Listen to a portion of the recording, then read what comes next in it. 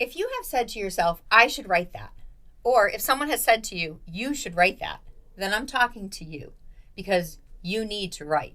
And that's why you're tuned in to Why Write.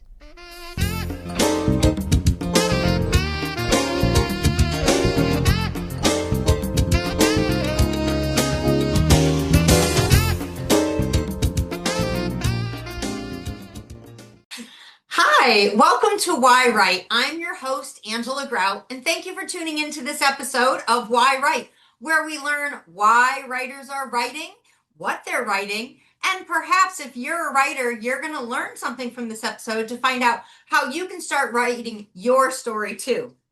Today, I have a Zoom guest who's coming in all the way from across the continent here. She is a former dancer and actress and a Hollywood costume designer, and now she is the author of 2 books. She continually inspires her students, and I know she's going to inspire you too, especially when you learn that she's 85 years old, and she is a prime example of what is possible when we age. Her name is Diana Eaton, and she is an avid traveler, and she has just completed her 2nd book, which is properly titled Getting Old and Other Indignities. Her first book is Stars in Their Underwear. So we're going to talk about how she was working with big celebrities, and we're going to maybe find out who's got the best underwear. I don't know. But let me please introduce Diana Eaton. Diana, thank you so much for coming on the show. I'm happy to be here, really. And I know you're all the way in California, and you have been out there for a very long time. Las Vegas. Las Vegas. Yes, Las Vegas. Yeah, it used to be California. And you have been working in the, I'm going to say, show business industry for many, many years. And many decades. Many decades. That's right, decades. Yes, I was a florist for many decades, so I definitely understand talking about the decades. And it's so great when we do something that we love for so long. Yes, yes. Congratulations on writing your 2nd book. Thank you. And I want to ask you, like, what is the key to being so productive in your 80s that you're like, I'm going to write another book? Oh my goodness. I don't know if there's one key. I think if you stay involved in things other than, the local things around you, if you stay involved with other people, with other interests, with other communities even, it'll keep your mind alive, and you'll be curious. And I became curious about my own process of aging. And I thought, well, if I'm looking at this and investigating this, maybe I should write about it as I'm aging. Yeah, well, and your book titled Getting Old, I mean, it's something that we all want to do because it beats the alternative.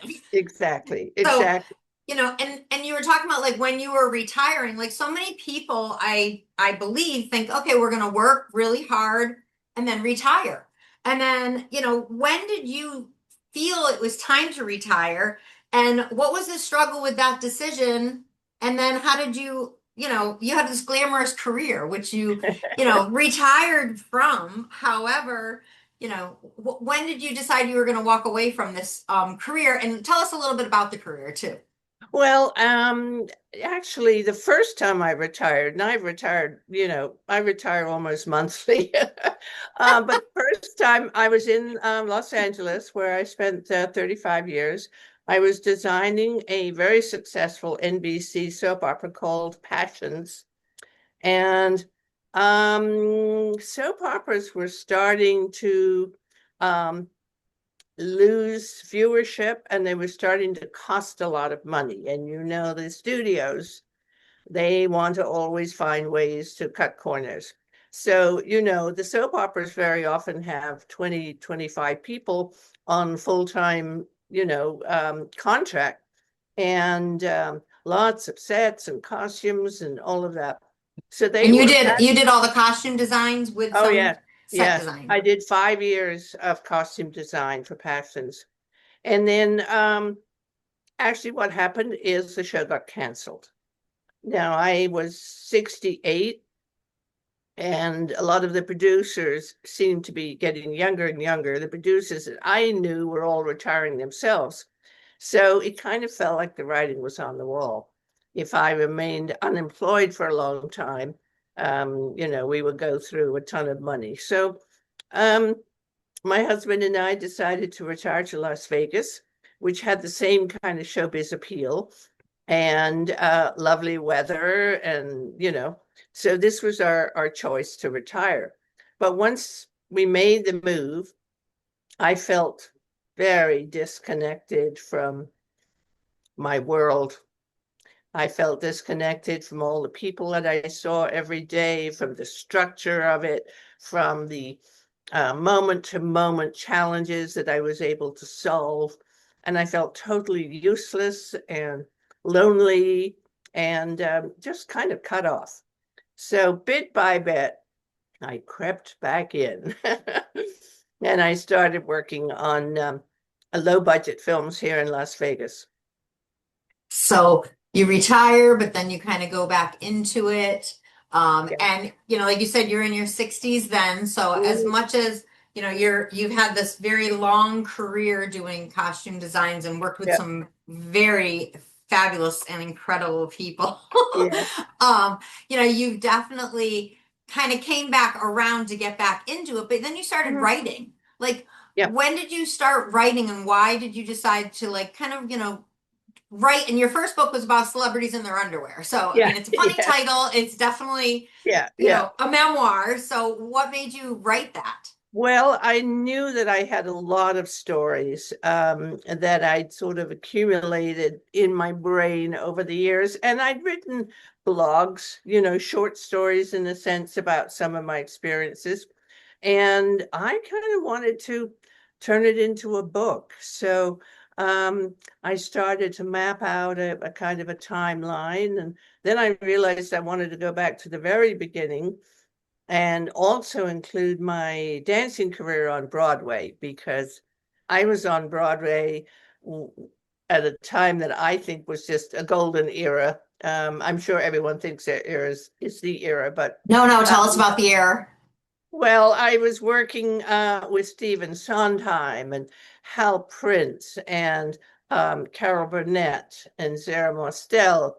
And right down the street, Dolly was Hello Dolly.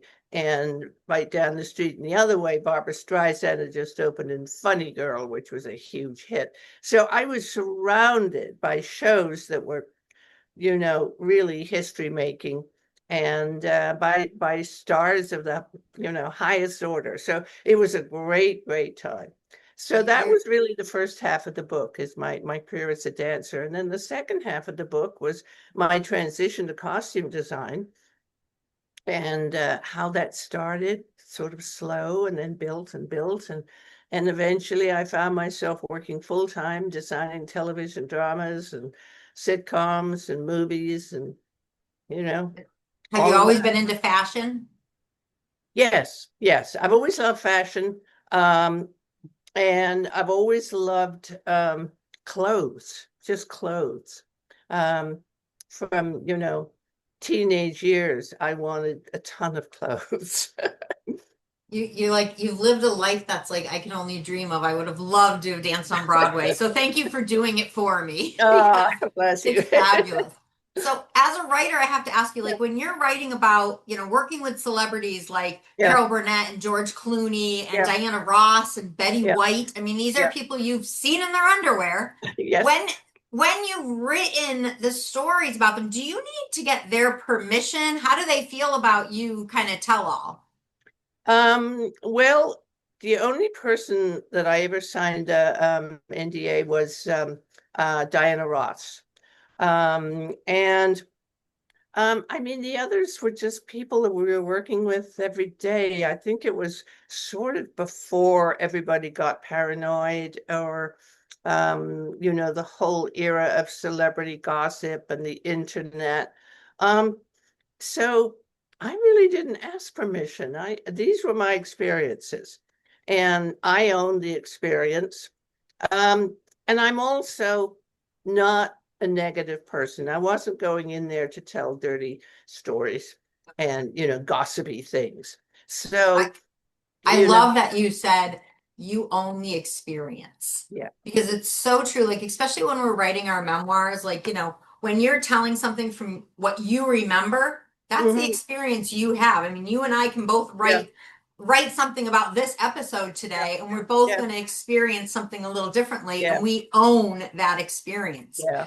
The only thing I cut out, I had written when I was writing about working with Diana Ross, I wrote a couple of pages about going up to her house in Greenwich, Connecticut, and my impression of that house and how her three daughters, who were then little girls, were peeking in my room to take a look at me and see, and I felt like maybe that was not necessary. It was an interesting experience for me, but now I'm talking about her house and her daughters and her kitchen, and Yeah. it just felt like that was intrusive. So I took it out.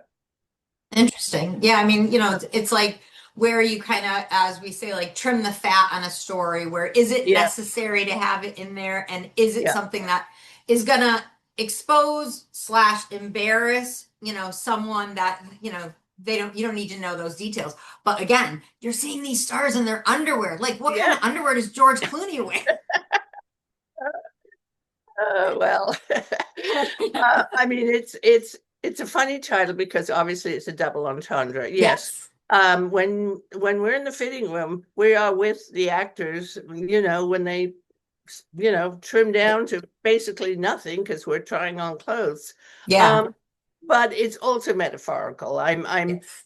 I've seen these celebrities at their most vulnerable moments and behind the scenes when they don't have their persona on, you know. And you Um, help to create some of their personas with oh, these lavish costumes. I mean, I'm gonna, totally. call Yes, them indeed. costumes, which is amazing because even when you think like soap operas, people dress more, a little bit more like an everyday person. Hmm. However, I mean, it really does give them their style. It gives the personality to the character. Absolutely. That's really the job of a costume designer is to work with the actor to bring out um, the character, and the clothing is like the outward manifestation of that character. We all dress a certain way, and whether we realize it or not, we're revealing a little bit about ourselves. So we heighten that in TV and film, and we make sure that every person has their own look. Did you study costume design? Very little. So, Because I got into it so late. But I do feel like I studied costume design while assisting Bob Mackie. I worked with him for 2 years, and pretty much everything I learned about costume design, I learned observing him. uh, His way of working with actors, performers, his perfectionism, just everything. So I had a unique opportunity. that's Um, amazing. I yeah, always think that the best way to learn something is hands-on. yeah, oh Hands yeah, on. yeah. Did you study writing? Oh no, no, never, Again, never. hands on.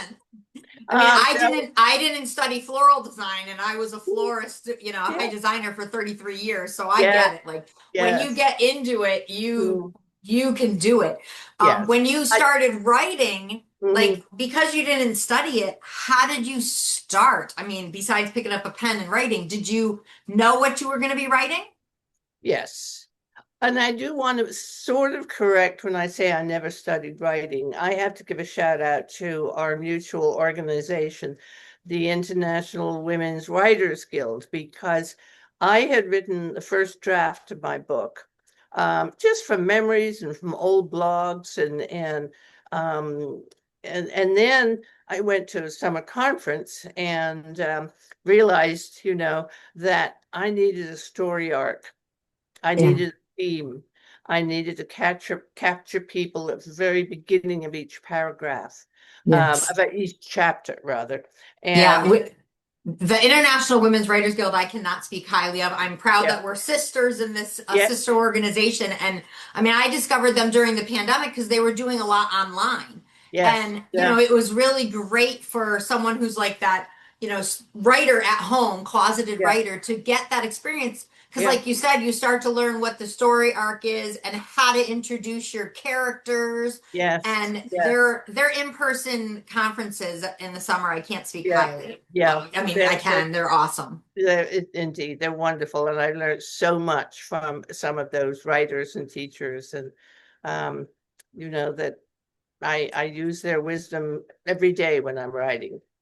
So you wrote your first book, and then Hmm. a few years later, you decided you were going to write another book about getting older and Yeah, again contemplating, I guess, retiring again. And you had a lot of things that changed in your life. I know your husband had yeah, passed away. My yes. deepest condolences. How did that affect you to start writing again? Between retiring from costume design and adjusting to widowed life.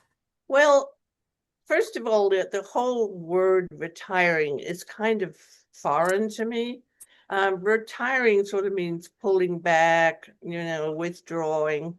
And I don't ever want to pull back from life, or from feelings or experiences. So um, I was, it all germinates up in the brain. Yeah. And I started thinking about things that concern me about getting old. And then I went back and I thought, well, when did you first start to actually feel older? Because Hmm. you don't feel older for a long time. Yeah. Maybe the body's changing, you don't have the great body you used to have, and you see a few more sags and things like that. But you kind of look in the mirror and you kind of see the same person. But then in my 70s, my stamina was going down, and I was still trying to work in films, which is Here you. notorious for long hours. And I realized that I was trying to work alongside, 30-year-olds on doing 12 and 14-hour days. So that was the first wake-up call. And then I lost my husband when I was 75, and that really, because it was so unexpected, um, gave me, how can I put it? I had no choice but to examine my life and how I was going to continue it. Mhm. And that is a process that many, many, many women will eventually have to face, because we usually last longer than our husbands and the men in our lives. Yeah, I So, mean, not yeah, only do we last longer, I like that, but it's that when you were saying like you start to feel older, like you're trying to and not compete, you're trying to keep up with these 30-year-olds, yeah, but your body is letting you know the miles on it. yes, And exactly. you have to take care of your body in a Hmm. different way. So Yeah, that whole transition, whether it's when it starts, in menopause, or afterwards, there are these like epiphanetic moments, yeah, yes, I've even found, and I'm 55, but knowing like, okay, it's time to make a change. How do I not necessarily pivot, but just adjust my life to continue to do what I love? yeah. I think life is a continual reset. I really do. Um, we tend to put things in categories and say, okay, now I'm this old, or now I'm that old, and now I'm going through middle age or this age. And really, you're constantly resetting and readjusting. And I think if you don't, then you will just kind of slide down into a really boring old age. Now, did you have a life goal of at some point in your life to say, I'm going to write a book about what my life's been about? No. No, never had that. It just evolves. You just woke up one day and said, I'm going to write a book about getting old so everybody realizes that they don't have to feel old, they can just get old. Exactly, exactly. And really the book helped me in my own examination of what was present and what was ahead. I have no children and I live far from my family, so that adds some anxiety. And I thought I better take a look at this and see what is ahead for me, and how I can reset my attitudes and not be fearful. So by the end of the book, I had really changed, I believe, and changed, less fearful of the future. When you're writing, I mean, it definitely seems like, you were having that stream of consciousness, having, journaling. Did you know that you were going to be publishing this book? Did you know who your audience was going to be when you were actually writing Getting Old and Oh Other yeah, Indignities? You yeah. did. I mean, if getting old is in the title, you kind of know who your target audience is. And in fact, last week, one of my professors that I work with at the university bought a number of copies and gave them to my students. And I thought, these poor students, they're 20 years old, what are they going to do? Are they going to pick this book up and say, woo, I can't wait to read this? But it was very, very sweet of the professor to do that. And who knows, maybe they will read it.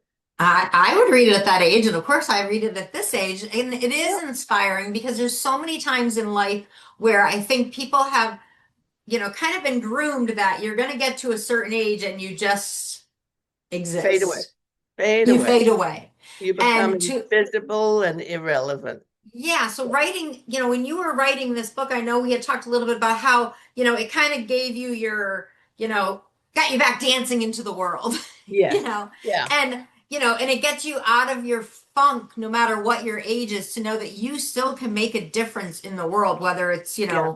on a large scale, like writing a book that's sharing your experiences Mhm. to help someone else, or even just empowering people to know, like, there's things you can still do. Yes. Oh, yes. Yeah. Culturally, we have been so indoctrinated with the idea that, you get old and you get stupid and you get feeble. Yeah. And Yeah.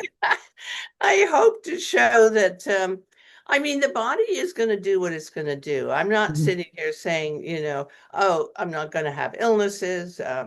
I broke a bone a year ago, the first bone I'd ever broken, broke my ankle.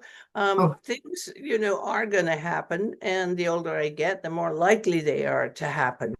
But at the same time, we don't have to be treated like we're invisible. And it's very important culturally to make that shift, I believe. so what do you want people to take away when they're reading Getting Old from your experience? Um, that there are many choices. There's choices about um, how we look at life, how we interact, um, how we behave to stay as healthy as possible, um, and that, fear is the worst enemy. Yeah. We all think we're going to end up in some horrible nursing home that, staring into space. And, the truth is, I can't remember the exact statistic, but it's not a huge one. A lot of Yeah. people age, with relatives or in their own home and don't go into these places that we've pictured as being absolutely horrible. Well, the wonderful thing about writing is it doesn't matter how old you are, you can do it. You can Yeah. start at Yes, any age.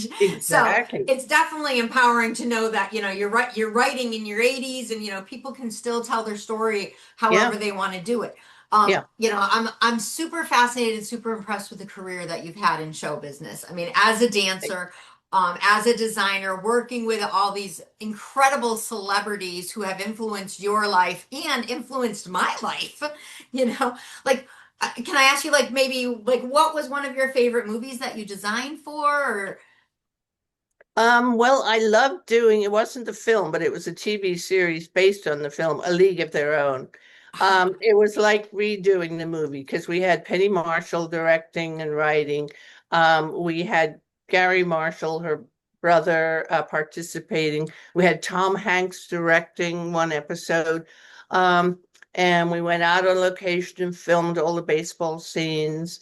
And, I got to go and find all these wonderful 1940s clothes. And it's so cool. yes, it really was. That's so cool. And when you're working on the set, are you there all day for every set as the costume Um, designer? as a designer, I'm usually there in the beginning of the day to make sure everything is set up correctly. I may have fittings with other actors that haven't been fit yet and aren't filming until a week later. I may still have shopping to do. So I kind of come and go. But I have a crew that works with me that's responsible for making sure everything is going perfectly if I'm not on set. Nice. So you are definitely the epitome of a multitasker because you're creating jobs for other people also. Oh, yeah. Yeah. Because someone like you, it's like you need to clone yourself. Um, and so are you still dancing? I mean, I know you said you broke your ankle last year, No, so, no, no. no. I don't have the energy to dance anymore. I But know. thank I you was for a thinking. dancer for almost 30 years. I Yeah. taught for 12 years and Yeah. definitely had the dream of being a Rockette. I was a Mary Ann Rockette, which is a local studio here. Oh, yeah. I Yeah. still will break out into a time step here and there. Oh, good for you. Uh, Good for but you. I got knee replacements, so Ah, that's yes. definitely adjusted how I Yeah. dance. But Yeah. I think when it's inside you, I still dance inside and Oh, I dance inside. Yes, absolutely. If I go to the ballet, the Nevada Ballet, I support them every season, and inside I'm dancing. Yeah. yeah. Well, I like to say like I used to tap on a stage and now I tap on a page. Yes, yes. And Yep. just to share the experience, for someone who hasn't danced, if they read a Yeah. story about someone dancing, that's wonderful. And Yes, yes. and It the key is just to keep dancing through life. My studio that I taught at, their motto was keep smiling and keep dancing. Like yeah, if your shoe falls off, you just keep smiling. keep dancing. You Yes, yeah. and that is the key of for me, I think, of getting older is, if you can keep smiling and keep dancing, which the word dancing meaning doing something that you love, something That you love. productive, Yes. that can help Yeah. other people. And the interaction, I mean, they've found that one of the really best ways to maintain health in aging is your interactions with other people. People who kind of withdraw and sit in their house all day and watch television and don't interact, they're much likely to decline. But Yeah. people who have groups that they interact with, and um, you know, whether it's people their own age or younger people. And I like to do a mix of each. So what's next for you? What's your next task or next thing you're working on? Will you do another book? If something inspires me, I mean, I don't know if life in my late 80s and early 90s is going to be interesting enough to write about, but if a spark comes, maybe I'll write more stories. It's not in me now. I've just birthed this second book. So, Yes. And you you're know. doing a lot with it too on social media and at local things like, talk a little Mhm. bit about like how you're promoting the book and what you're doing with your book talks to get people's interested in buying the book and hearing Yeah. the story. Well, I mean, the way to publicize a book these days is totally on social media. And, I have a friend, a young friend in her 40s who's built a very successful business and knows all about this and has thousands of followers. And I asked her to help me. And, some of it is difficult because you've got to post every day, 2 or 3 times, and you feel very narcissistic doing it. Yes. I keep thinking, oh, people are going to be so tired of hearing from me and Diana this and book that, and but you have to do it. And Yes. It's a I don't know if self-promotion. it's promotion, it's to make people aware because they say that when something comes across your consciousness the first time, you notice it, but and then Yeah. the second time, and maybe the third time you start to think, oh, I think I know that title.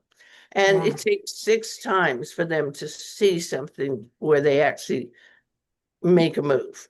So I'm told. That's that's great advice for all artists out there trying to Yeah, get their message or their product yeah, out there because yeah, it really is true because the only one who can really talk about their books or their artwork or something is the person creating it. And if you have the yeah, passion to share it, then yeah, it's contagious. exactly. And I Yeah. want to reach, a certain number of women.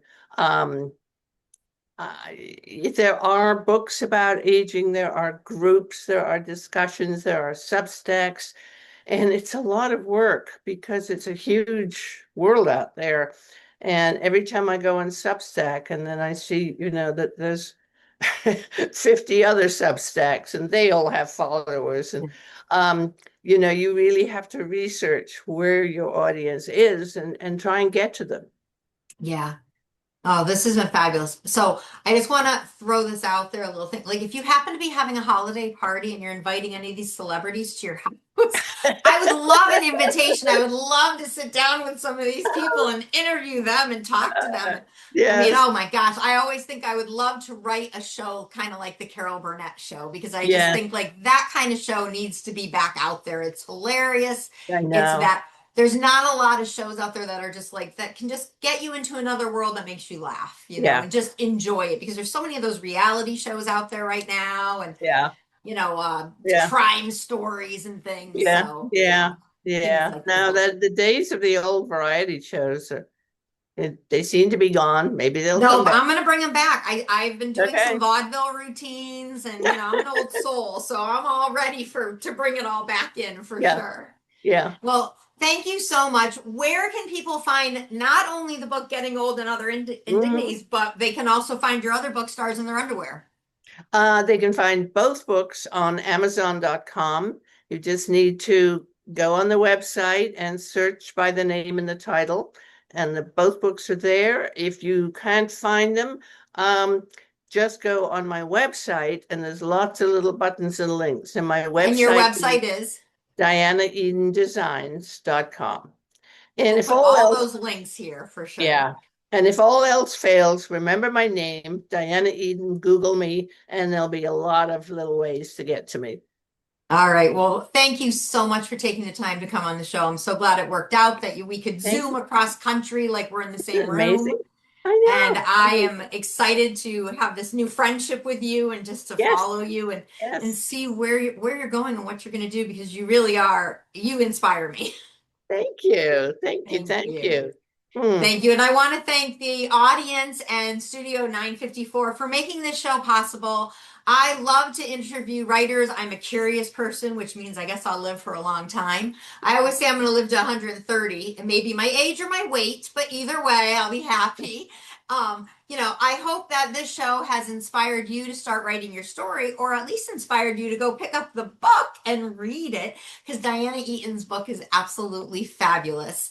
So thank you for tuning into this episode of Why Write. I will give you your writing prompt because I never let a show end without giving you a prompt. So when the show's done, set your timer for just 2 or 3 minutes because today we did talk about growing old and getting older, and we're all going to do that. And there are so many things you can do in your life still. So think about when you were a child and the things you wanted to do in your life, or maybe there's some new thought that just has sprung up that you want to do and start.